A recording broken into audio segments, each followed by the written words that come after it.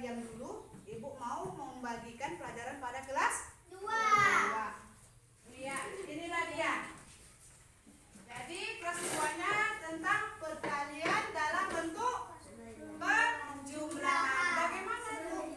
Yaitu perkaliannya kita buat dalam bentuk penjumlahan. Coba ibu kasih contohnya. Ini udah 2 kali 4. Berarti 2 4 ditambah 4. Maka hasilnya 8.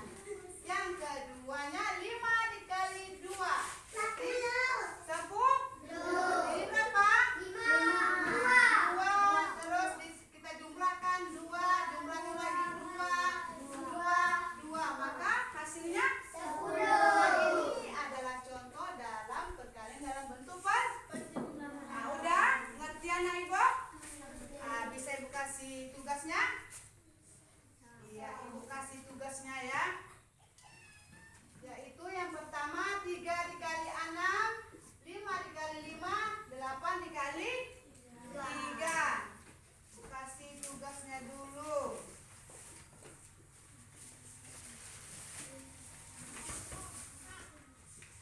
Kerjakan ya nak ya.